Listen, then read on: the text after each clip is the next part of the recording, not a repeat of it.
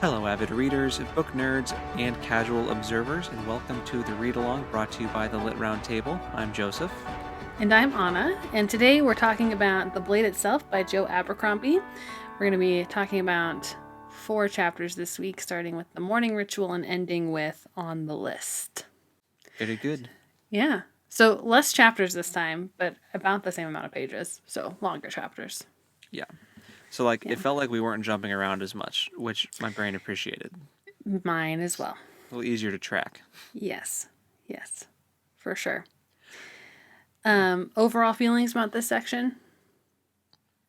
I feel like it is starting to pick up now, and I'm starting to get more invested. Agreed. I was interested before, but there was nothing. So it's like, okay, we have character. That character is fine. They're interesting. They're not really. I don't like them as people, but they're interesting. Yes. And I want to know how what's going to happen to them. But we need plot, and we're starting to get some. So yeah, I agree. Yeah. It's funny that we didn't feel like we had plot in the first section, even though it starts in the most in the middle of action as you possibly can. But it felt like we were drowning a little bit without context. Mm-hmm. So we didn't really know what Logan was doing or why. Still don't really know what Logan's doing. But yeah, we've only gotten little hints now, little teasers. Yeah. Which is interesting. Yeah, we'll get into it. Mm-hmm. So the first chapter was a Glockta chapter. Your favorite character. He got 2 chapters this week, which is a little annoying, but yeah, he did. But we didn't have any. We didn't have any of Jezel, or the the jerk. The misogynist. Yeah, no, we did not, which was great. So the first chapter was called The Morning Ritual, which is pretty much what you would expect. It takes us through Glockta's morning. Mm-hmm. I will admit to being rather confused because I listened to this again. And as I'm listening, it's like he's in this sparring match. I'm like, huh. Even with his limp and everything, he can still spar. Interesting. And then he kisses Artie. And I was like, wait a minute. What is happening? Is this a dream? And then he woke up. And I was like, oh, good. I'm glad that Artie didn't actually kiss Glockta because that would make me so incredibly sad. Yeah, I read the first paragraph and then I was super confused, and then I flipped back and read the last page of the last chapter and where it left off, and I was like, yeah, that's what I remembered, and then I flipped back and I was just even more confused, and then dream. Okay. That checks out. Yes. With a show or a movie, it's pretty obvious usually to pick out when it's a dream sequence, just because there's usually a different sort of filter or effect over the footage or something. There's usually ways to tell. Also, the characters look totally different. If he's young and spry and fencing, you would know okay, this is either flashback or dream. But if it's a book, you don't really have those visual cues because it's just the theater of your imagination. So right. So it's interesting. I usually if I write a dream sequence, I usually put in italics because I want the reader to know what's happening. But I think the point of this was to be jarring for the reader, so which it was. Because it was jarring for the character. So yes. We find out that Glockta is incontinent in his sleep and made a mess of his bed, which is real sad. So I'm really torn between feeling really awful for this poor person and also hating him. And his left leg has no toes.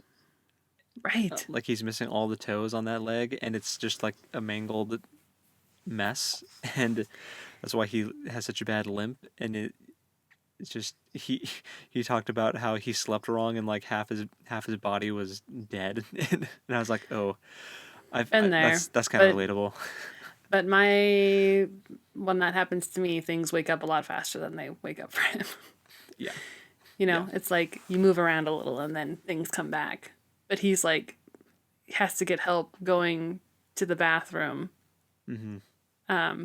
Because he cannot walk because his whole one side is dead. It's very humbling for the character.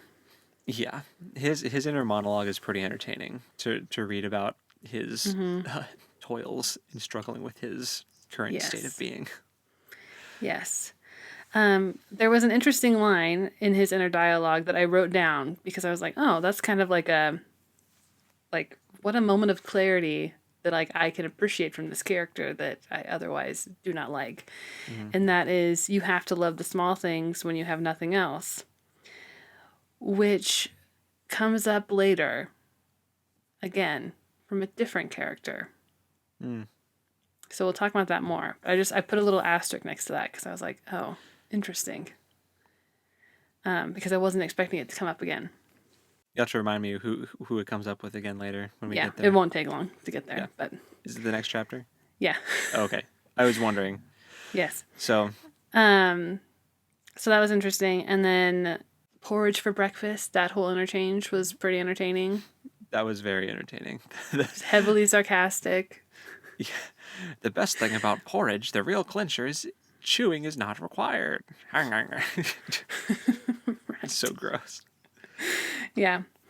And then there's like we learn that the king is ill and pretty incompetent, and his sons are also incompetent. So Glocta's kind of like caught up in this whole coup situation, essentially, Yeah, right? Is that what? there's a lot of political intrigue happening where like you said, the king is ill and is not mentally there and just Mm-hmm. he drools more than he talks, and like his oldest Mm-hmm. son is a total, I think, what's the word they used, fop, like Yeah, I think that's right. whatever that means. So I just interpreted that to I think it mean just means fool, but useless. yeah, I And think then I should have looked it up, but the younger son is more competent, but he is not in line for the throne, so it doesn't matter. Like, mm-hmm. so Glocta has a meeting with the Salt. Archlector Sult about something. That's why he How got does he spell his name? Sult. Oh, it sounds like salt in the audiobook, so I have it written down as salt. Salt. Yeah. Salt. Okay. Sult. Okay. Good to know. So he got caroused out of bed because he needs to go meet with his big boss, basically. Mm-hmm. And he goes in, and he's already in a meeting with someone else, and then there's like this weird interchange between the three where they like pretend to like respect each other. There's like this moment of recognition with Glocta where he's like, we are also fake. Yeah. And Yeah. then the one dude leaves and just leaves him in the room with his boss.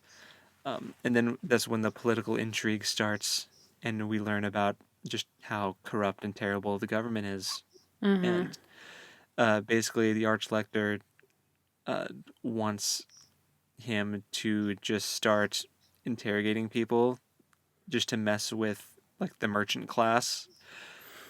And Right. he's like the one that he selects for Glocta to interrogate and kind of be his like secret. He's basically turning him into like this like Gestapo type character. Like Mm-hmm. you're gonna operate outside the law. Nobody's gonna know who you are. You're gonna be like my like shadow inquisitor, like my this terrifying force for me. And it's that's so I'm interested to see where that goes. But then he picked a guy for him to interrogate. That's just like, oh yeah, he annoyed me one day. He like disrespected me one time. So I went, yeah, he's the first one you're gonna go rough up. I'm like, Yeah. okay, wow. Maybe there was a more intricate like thought pattern behind this, but right now it just seems like you're having him go after people that you just have a dislike for. So it's, Yeah. And as they were going, I think Glocta was offering names, right? mm-hmm. Um, and so it was interesting to see Yeah, how because they came. in Galacta's dialogue, he was like, "Well, there's this person," and then Galacta in italics, and his thought process was like a nobody, and then Sult was like, "Ah, they're nobody." So it's like Yeah. they were on the Yes. same page, like mentally, but uh, They're playing a Galacta, weird game. yeah, they are. It's Yeah. interesting to read. Mm-hmm. Yeah. So yeah, political intrigue. Mm-hmm. It's interesting. Yes. And Oh, then the next. Oh, sorry, really quick. This is actually a big thing. Apparently, basically, like I forgot to mention this. Like uh, the guy died. The the guy Lord, that Teufel. That guy? him, but The guy he was also interrogating? yes, but also the guy um who, like, the Lord Chancellor or something, died, and he was kind of apparently the glue that held the United Kingdom together, and that he, like, knew how to kind of play all these different leaders. Because the Like, king is incompetent. yeah, so he was kind of, and he was apparently a good guy. Like, Mm-hmm. everyone liked him. Um, but then he died at the ripe old age of 90. So, no one was really shocked. But I Right. also wouldn't be surprised if there was some sort of nefarious thing there where he got offed. But Agreed. so yeah, he has died, and now everyone is kind of scrambling to fill the power vacuum. And Teufel, the guy that Glocta interrogated and lopped a bunch of fingers off of, and he was apparently one that they wanted to fill the spot, and it was apparent that he was going to, but Mm-hmm. then he signed, or he, like, signed a big confession that may or may not have even been accurate, probably wasn't, and Right. now he's off the table. So then it's like, oh, that's why they had you go interrogate that guy and get a confession out of him, because the Inquisition as a construct didn't like him filling that Mm-hmm. void. So this was totally like a political assassination. Like, Yeah. Which I think Galacta may be a little. Is he annoyed that he's been used this way? I feel like he might be slightly indifferent, but I think that he is just chasing any kind of excitement to uh Mm, to feel even a little alive, yeah, I which guess. we kind of get in the last chapter too. Yeah. That Yeah. seems to be, so, like, he doesn't particularly care about, like, the big picture. He's more like, I'm just doing this because, at least it passes the time in my miserable existence. Yeah. Is kind of Yeah, the he impression. he does have a pretty miserable existence. Yeah. Yeah. So, yeah, Yeah. that's the first chapter. So the next chapter was First of the Magi, which it's a Logan chapter, so I Hmm. knew I was going to like it, but it was also super interesting. It was interesting. Um because it starts off with he's traveling with I don't know how it's spelled, but Kai? it sounds like they say it Qui. Oh, Kui. How's it spelled? It's like Quia or AI. It's Hmm. does not look like Kui at all. Hold on, I'm gonna look it up Well, too. that's close because my guess was Quii, so I was close. Or maybe it's Quai. It's not that one. Maybe they First of say the Quai. Magi. It's Quai. Quai? Quai, I think. Okay, okay, Yeah. okay. Cool, cool, cool. He's still like super sick and thin, and Logan asks him how far they are from the first Magi. What do you know what the name of this location is? I don't think they said. Oh no, I They're like know. in a mountain. Yeah, they're going to where the first mage guy is. Yeah. Um, And Baez or whatever. Quai is like, oh, it's 40 miles. And Logan's like, you're not going to make it 40 steps. Yeah, This sucks. you're about to die. And so then Logan's like reminiscing about all the people that he's had to leave behind before because they weren't going to make it. And he's like going into this whole like turmoil of, oh, I'm going to have to leave this person. And then it's revealed that he's thinking about leaving his pot behind because now he's going to have to cover Quai or carry Quai. And it was just so well done and so, I don't know, it like is not a funny moment, but Yeah, they made it funny. yeah. I really loved that moment. Yeah, it was great. It's a great fake out because he's, like, so dramatic, like, oh, not the first time I've had to leave someone behind, and it probably won't be the last. Man, I Mm-hmm. remember all these people I had to leave behind for dead back when I was, like, a fighter and all this stuff. Right. And then it's like, and then he puts the cooking pot on the ground and throws Kwai over his shoulder. And And I kind of think Kwai thought he was going to leave him too. Like, oh yeah, yeah, totally fair. You shouldn't take me with you. because he was like, "Can you leave some food behind for me?" And Logan's Mm-hmm. like, "No, I need the food." And then he picks him up. It was very, Yeah. very funny. And then Logan also has the internal thought, to you have to love the small things when you've nothing else. And I think it's so interesting that Logan and Glokta have similar, like, self-soothing thoughts. Mm-hmm. And I'll be very curious to see how that continues. Like, if they end up being kind of mirrors for each other Mm-hmm. in a way. I think they're definitely foils for each other. But yeah, I just thought it stuck out to me. Yeah, I think they both have some trauma. Oh, for sure. Both definitely like mental, one more Mm-hmm. so physical, but both definitely mental. So, yeah, it's interesting, like you said, to see the similar self-soothing. Mm-hmm. So I'm interested to see if those characters or when those characters will actually interact like in the same room and how that would go. Yeah. So, Yeah. I guess time will tell. Mm-hmm.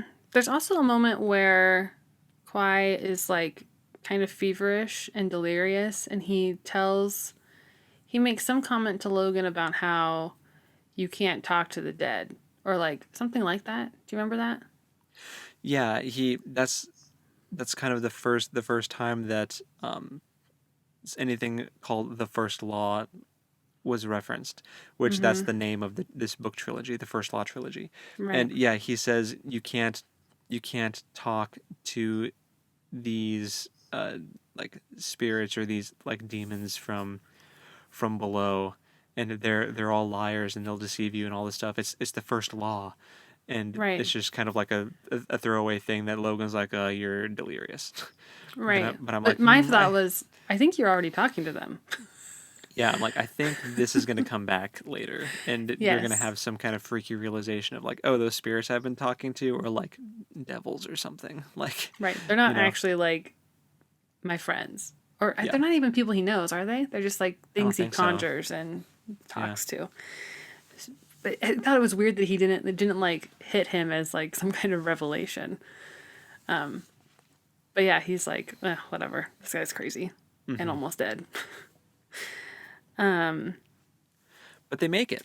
They make it. Yeah. Um, they They meet the make it. first Magi, who's Bias, the butcher, which I think is funny. Yeah.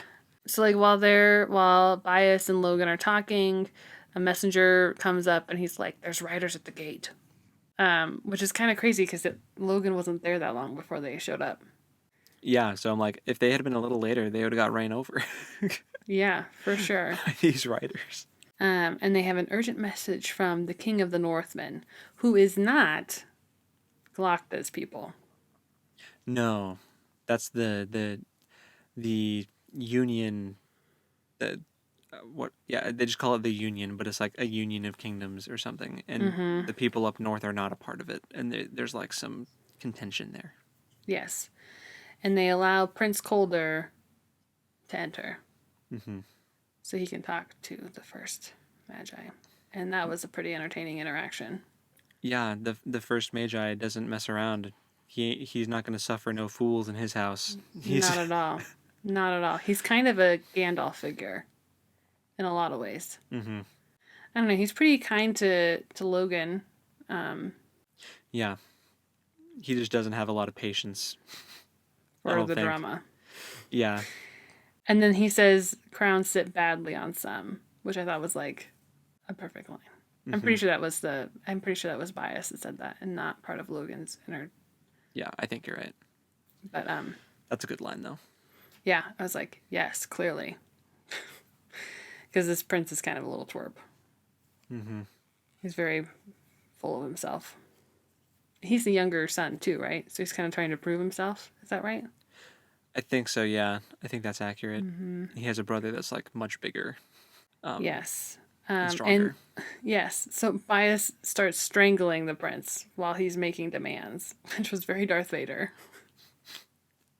He did. I almost forgot about that. Yeah, he did. The prince Yeah, is like throwing a temper tantrum, and then he just starts like coughing and choking, and yeah, it was very Darth Vader. yeah. And then my note is the Magi is kind of scary. Dot dot Yeah. dot. Yeah. And then he sends the prince away with a message for the king, which is basically like, you're gonna have to come talk to me yourself because I'm not dealing with your son. Yeah. Your idiot boy. Yeah. Yeah. And we did get at the very end there, I think it was at the end of the chapter, he talks about how Logan, well, we get this weird sense that Logan is like actually important, and there's like some, like maybe some kind of prophecy thing happening. Yeah, unclear, but yes, that does seem to be a thing Like we that don't we're amping actually up for. we don't actually know yet, but it's like it, judging by how he treated that Prince guy and how he treated Logan and how like he sought Logan out. Um Right. it's, yeah, Logan I think has some kind of grander role to play in the story, and we're going to find out more about it. And he does also ask um the well, Beaz also asks Logan about his ability to talk to spirits, and Logan's like, "Yeah, I can do that." And Beaz is like, "Oh, how many are there? Are they dwindling?" He's like, "Yeah, there's few each time." And he's just like, "Yeah, that checks out. Magic is kind of fading away." So I was like, Yeah. it's like, okay, so this is kind of Lord of the Rings, where like the magic is starting to die off a little bit, and that seems like a common fantasy trope. Yes. Although I think you're thinking more of the Silmarillion because I don't know that like the magic is fading. It's a huge part of the Lord of the Rings. Plus the reason why the elves are leaving. Yeah, but they don't really talk about that a whole lot. You're right. I get like the events of that happened during Lord of the Rings, but I guess Yes. maybe it's explained why that's happening in the Silmarillion. So either way, And in the appendices. It doesn't yeah, actually come up in the actual. Anyway, yeah. we But digress. it seems like that is a fantasy theme that I have seen I in multiple places. I agree. Well, and I think that comes from if you look at mythologies and like how like creation stories for different groups of people are very like magical seeming, and as we've developed as humans and like become more technologically advanced, we shed those layers of like mysticism, like the more Hmm. advanced we become, and we leave that behind. And I think that a lot of times what fantasy is doing is trying to tap into that like otherworldly part of our past, and like craft stories around that notion that like at one point in time the earth was young and there were things that just could not be explained by anything, and those things were magical, Hmm. and there's some kind of like nostalgia factor built into that. So yeah, I think that's a very intentional like way of telling stories that becomes prevalent in fantasy. Yeah, people So always look back on the good old days, like it was so much better back then. You know, yeah. it's almost magical. Right. So Right. that makes sense. So yeah, that's the first Magi. Yes. And then the next chapter is called The Good Man, which I think is true. I think this may be the only good person in the whole. Because I'm not I even really do. sure that Logan is like. I like Logan, but he makes some questionable choices. It seems pretty gray. He does seem pretty gray. But this is a West chapter. I Hmm. don't know what West's first name is. I am assuming that's Major. his last. No. He is Major West. But I think is this our first chapter with him as the I think for him is the POV. Yeah, I think this is the first one. The yeah. other ones he was just there, like for a Right. Jezel POV. But Yes, and he is super refreshing. He has a mhm. lot of empathy because he's like guarding. I don't really know who he was. He's Someone like the was like, Lord Chamberlain, like basically someone who approves whether or not people can get an audience with the king. yeah, and he's a total jerk. Yeah, he's a piece of work. And Wes is like observing him, and every time someone new comes in, like you get to see Wes' perspective on how the Lord Chamberlain is addressing them, and he is super empathetic and feels so bad for these people that have legitimate concerns and needs that are just not being even acknowledged. Yeah, And I like him a lot. he Yeah. like genuinely wants to help people. Yeah. And the actual Lord Chamberlain does not care. He just No, wants not at he all. just wants to get his workday over with, and just kind of blows through all these people, And he loves the power that he has. Like, Yeah. he's so slimy. Mm-hmm. But it was funny. There was one moment where West was like, well, at least he treats everyone, regardless of status, with the same amount of disrespect. And That's true. Because there's like a peasant that comes in and he treats them awful. And then like the Lord of Merchants comes in and he treats him awful. And he's like, yeah, oh, okay, at least we're consistent. yeah, you're consistently horrible. That's nice. Yeah. At least you don't you're not terrible to the peasants and suck up to the upper class. You Right. know? This will for sure come back to bite you, but okay. Yeah. Yeah, because there was, Yeah. it is interesting. The first one that came in was that farmer who had an issue with his landlord, like kicked him off their land or whatever, and that was really sad. And the Chamberlain was like, "Oh, you have to go to the agriculture." It's like basically being at the DMV and being told you have to go to a different department, even though you were just at that department and they told you to go to that department. So It's the worst. you're just being passed around, you know. And so his situation just sucks. And then after that was the merchant people, and they got basically told off and sent on their way. But then we got these delegates from the north. Who Yaru actually? Sulfur? Does that sound right? Is that the name? No, that's the last Is that guy. later? That's Oh, okay. Never that's mind. the Magi guy. Hold But, on that. Yeah, hold on to that thought. But this I wrote was his name down. But... yeah, this was the delegates from the north. Oh, And, White-Eye Hansel. right. One He's note the- up. He's there to interpret, and he's there with this Yeah. big dude in like a dark cloak. Fenris the Feared. Yeah, who everyone is terrified of. Makes Major West's hair stand on end. But they actually managed to get an audience with the king in open council. Yes. So that was interesting. Well, because they actually were like delegates from another country and had like a gift to give to the king to and they're show trying to offer peace. Yeah. Yeah, so that's like a big important thing. So like I'm glad that the Chamberlain didn't just totally blow them off and like start a war. Right. Just- It kind of seemed like he would maybe do that, but it was nice that he did not. Yeah, like he would just start a war just so that he could get out of the hot chamber room. Like, come on, dude, do your job. And then, so I'm curious about that. I'm thinking, more political intrigue. What is this gift? Death? Right. Like, And is it actually a gift? I feel like that's going to become some kind of horrible event.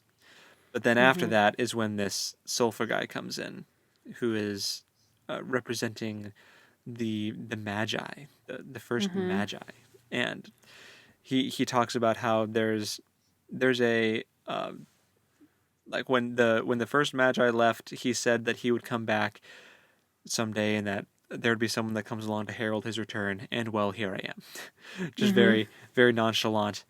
And the Chamberlain like busts out laughing. He's like, "Yeah, here you are, ha ha ha." Yeah, he doesn't take him seriously at all. Like, you're such an idiot, dude. Yeah. But the guy Yeah. actually produces paperwork to like prove that he's truthful, and he has an interesting exchange with Major West where he actually like repeats something back to him that was just his inner dialogue earlier. Because he was looking at the guys that were standing at guard in these big suits of armor, and they made it a big deal about how hot this room is this whole time and how there's like no ventilation. It's just everyone's miserable because of how hot it is.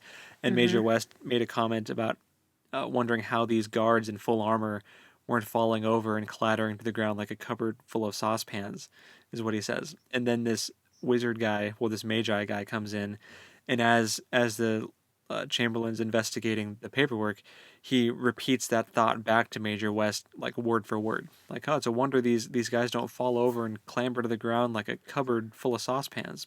It's hot in here. And then Major West is like, huh? Freaky. Yeah. Yes. And then as the guy's leaving, well, they decide that he does get to meet with the king, but it's in closed council, so it's like a secret meeting. So he gets to be in the super tippy top secret dealings meeting. So Yeah. he got like VIP treatment for being the herald of the first Magi. And And then as he's leaving, he says goodbye to all of them and says them all by name, even though none of them, well, the only one that was really introduced was the Lord Chamberlain. But he says goodbye to Major West. And then he's like, how did he know my name? Yeah. Yeah. No, he's super Disturbing. interesting. I'm excited to see more of him. Yeah. And So- more of West, because I like West. Mm-hmm. I like characters that have empathy. He's probably going to die, but I like him. Yeah. I just have a sneaking suspicion that this world is not nice to people who are nice. I agree with everything you're saying right now. Especially since he we get an example of that because he goes out, leaves the room, and in the hallway sitting on a bench is that farmer dude just staring into the distance, dead inside, because he feels like there's nowhere else for him to go. Like his family's homeless. Like he has no idea what he's gonna do now. And Major West says, I know somebody in like the Ministry of Agriculture, and I'll try to pull some strings for you, even though like him and the farmer both know that nothing is going to come of that. It's like a gesture. Yeah. It's like I am empathizing with your plight, and he also like hands him his coin purse Yeah. before leaving. But then in the next chapter, did you pick up on? So the next chapters we end it with a Galacta chapter, and in the next chapter, Galacta is meeting with the well, sorry, it doesn't start there. Eventually he has a meeting with his big boss again, and his big boss mentions that there were some troubles in a far off district where a landlord hanged some farmers over a dispute and was causing civil unrest. No, I I'm didn't. like- oh no. I'm like 99% sure that farmer went back home and tried to talk things out with the landlord, and the landlord hanged the whole family. Like I am 99% sure that. that's what happened. That And makes me really sad. I yeah. didn't pick up on that. that really bummed me out. So that's I like what you were saying about how I don't think this world is nice to good people. I'd agree. Yeah. We also have a moment with West where he's like thinking about Artie and like what a pain she is to keep track of and take care of. Oh, and also 'Cause what she's- what was I doing pairing her up with Jezel? Like, oh, that's Yeah. gonna come back to bite me. Yes. That was funny. Because I think he's well aware that his sister is more than capable of taking care of herself, but it's a bit of Yeah. a chore for him. Yeah. It's like either her and Jezel will butt heads and not get along, and maybe they'll knock each other down a peg, or they're like peas in a pod and they team up and they become this unstoppable force of like Nasty. yeah. Yeah. No TP. No, not at all. Anyway, Should we explain what no TP is for people that so maybe don't know? so if you frequented Tumblr at all in the past decade, you know what OTP means, which is one true pair, which is like a phrase you Yes. use to ship people. Which, if you don't know what shipping means, that's when you want two characters to be in a relationship. So you ship them. So, like, I'm an Aragorn and Arwen shipper, which is canon, so, like, easy. Yeah, that's the cheap way out. If you were Yes. an Aragorn and Eowyn shipper, Bummer. that's a little more angsty. But Yeah. yeah, so that's what it means. And then you'll say that an OTP is a one true pair. We're like, oh, they're soulmates, they're meant to be together, like Han and Leia, Aragorn and Arwen. Like these are OTPs. But then if there's a pairing that should like never be together at all costs, like then it's called a no TP. Yeah. So I can't even think of it. Well, other than Artie and Giselle, I can't think of another example of a no TP. honestly, Tyrion and Sansa, that was a no TP for me. Like that was almost a thing Yes. in the show, and I was like, ugh. Yeah. I mean, technically, they were married That's a Game of Thrones in the thing. show. Yeah. I don't know if that's true in the book or not. I haven't got that far in the series. But anyway. Another no TP would be Luke and Leia, Yeah. which You're right. like you don't know until You're so right. the middle of the second movie. But yeah, Ugh. yeah. So like that's Anyway. what no TPing is. Yeah. So Yeah. So our last chapter is on the list. It's another Galacta chapter. And I don't I like as I was listening to it, I was like, this is a chapter. Yeah. Because they're breaking into people's houses with the intention of torturing them and interrogating them and finding all of them dead. Mm-hmm. And dead in very gruesome Yeah. ways. Yeah, this is where the plot started to thicken with like the political intrigue and where I'm actually getting more hooked into the plot now because um it was really entertaining to see because this is when we kind of get the glimpse into Galacta's mindset of this whole thing where he was like, "Why did I show up here? I'm just going to slow these two guys down. They know what they're doing. Um I'm a Yeah, cripple that his what are they called? His practicals. buddy. Yeah, his practicals. Yeah. Yeah, like they're very Which he's right. proficient. Yeah, and Um they are. Severard had to like open a gate for him and like cover the hinge so it wouldn't squeak because there's no way he can jump over the wall. He had to like tie a Yeah. rag around the end of his cane so he's got like stealth mode cane now. Yeah.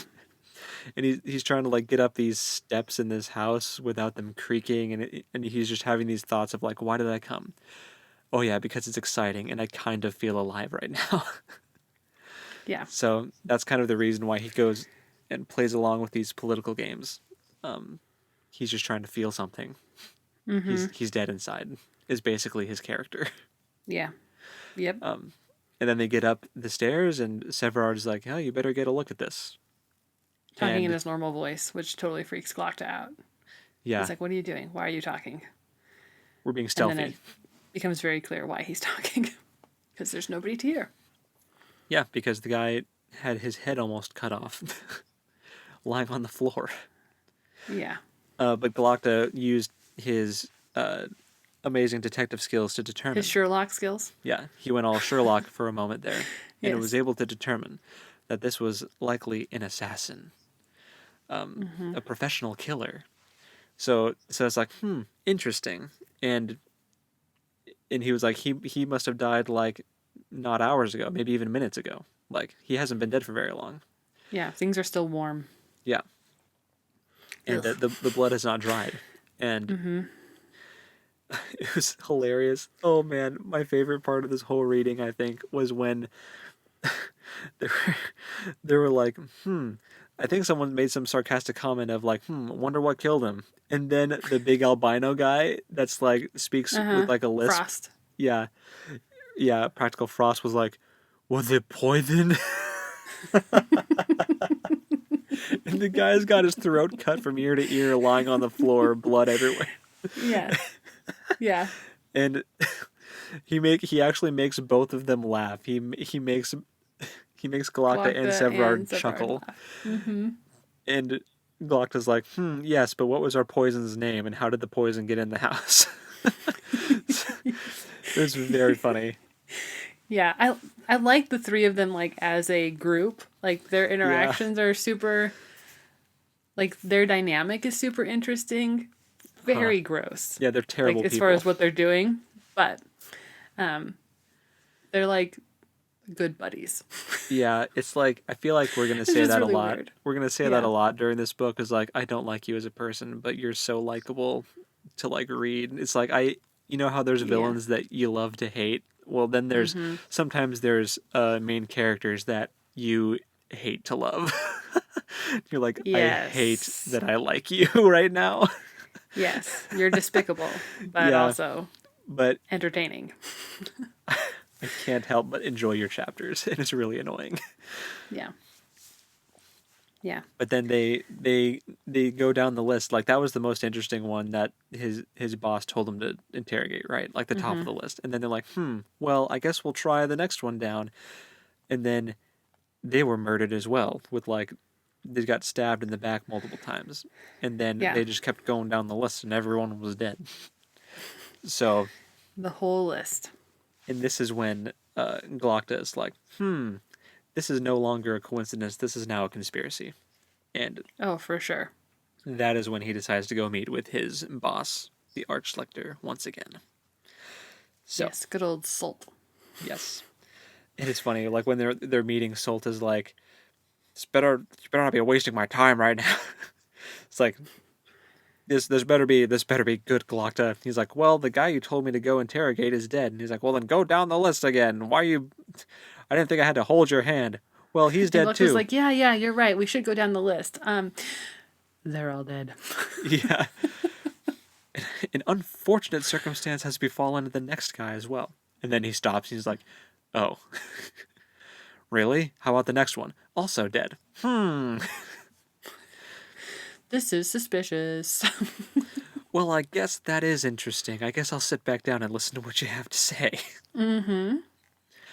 Yeah. Um, yeah. And that's when now we get like the more intrigue of, well, now what are we gonna do? So now he has sicked Galacta on trying to figure out who this assassin is, and because they're also trying to figure out how the list of people leaked. Mm-hmm. Because so now that they basically think that there's a mole in the Inquisition that's leaking information to the Mercers. Right. Which the meeting where Galacta got the list from, it was just the two of them. And so Galacta's like, well, who else has access to your office? And he's like, well, just my people. And Galacta's like, well, one of them is not right. Basically. Like, It's kind of like you have a problem in your office. they both have that moment though where Salt is like, "Do you trust them absolutely with his practicals?" And he's like, "Yeah, I trust my men absolutely." And then Galacta kind of flips it on him. It's like, "How about you?" Because he's like, "Well, the list was sitting in my office for some time. There's a chance that someone on my staff would have seen it." And then Galacta's like, "Do you trust them absolutely?" And Do you trust them to take you to the bath when you've soiled your bed? yeah, Because I do. yeah. It's like Yeah. your staff are people that you just hired to be there, you know? Mm-hmm. Like you think that you're this intimidating presence and they would never do anything to backstab you, but I trust Galacta's men to not backstab him more so than his random staffers, you know, in his Totally. administration building. Like someone Totally. could have totally just got in there and looked at the list and leaked it for money. Like Mm-hmm. I would not be shocked if that was the case. But they also apparently they suspect that dude that Galacta met in his first POV chapter, Kalen, is that his name? That Um, sounds familiar. yeah, it's I think that's how you say it. But he's like a high up guy in the Inquisition, so Salt is like, you need like the perfect proof. You can't just throw accusations like that around, or you're gonna be unalived so fast. And he's like, you Yeah. need to catch the assassin, and you need to That's your new press mission. him. You need to press him until he gives you the name of who hired him, and that's what you need to do. So now that's Galacta's new Mm-hmm. mission. He is chasing after the assassin that killed these people on the list. And he's excited about it, I think. He's like, yeah, Yeah. something to do. Hmm. Yeah. He's such a weirdo. And it was interesting during this whole exchange. There was this thing happening with these guards on a boat, Right. where like a guard fell off a boat into the water, and the other guards laughed at him, and then they were trying to get him out of the water, and then in the process they all fell into the water, and then they were all mad, and so it's kind of like that's okay. So that's symbolic in some way, right? Like the writer wouldn't Yeah. include that if it wasn't. So I'm thinking it's kind of symbolic of Galacta's thought process of where he foresees this going. Like, okay, one person, uh, like he's the one that maybe fell in the water, and like the first one, and then everyone was laughing. But now, like the plot thickens, and now it's everything is a way bigger deal, and now everyone's about to Mm-hmm. get pulled in. You know, like Mm-hmm. this is about to ruffle a lot of feathers. And it's gonna escalate real quick. Yeah, Mm-hmm. Agreed.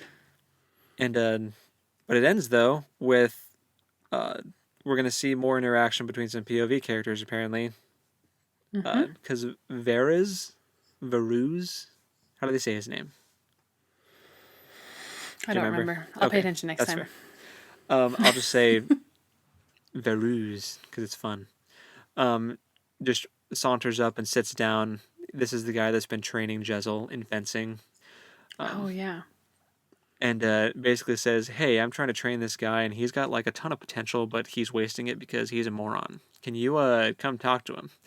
And Glocta's like, in his head, just goes off on this guy. Like, we were friends before I got captured and tortured and turned into a monster, and you've never tried to come talk to me since I got back, but now you do. Now that you need something. Yeah, you awful person. So basically, it ended with him agreeing to it. So now Glocta is going to be showing up at some point to, I guess, help with his fencing instruction, which Glocta used to be this like world-renowned fencer, and he used to be like the best apparently. So I guess we'll see if he is actually knowledgeable, and we'll see what that interaction is like. So Yeah. I'm kind of looking forward to should it. be good. Yeah. Maybe Glocta can kind of humble Jezel and knock him down a peg. I don't know. Unless you want to end up like me and crap in the bed every morning, you've missing all the toes off your left leg and half your teeth. Right. Who knows? Who knows? Stay in school, kids. Don't do drugs. It's like he's bringing Glocta in for like a scared straight thing, you know, like. It's so weird. Yeah. We'll see if it works. Yeah. I have a feeling it won't. The next chapter is a Jezel chapter, though, I saw. So I guess nice. maybe we'll see Oh if yeah. that happens Okay. next chapter. So for next week, I guess, are we done? Have we? I guess so. I mean, I feel like the Anything objective else of to say? each Ooh, I'm making a bunch of noise here. the objective of each chapter is it has to give the reader new information that they didn't know before.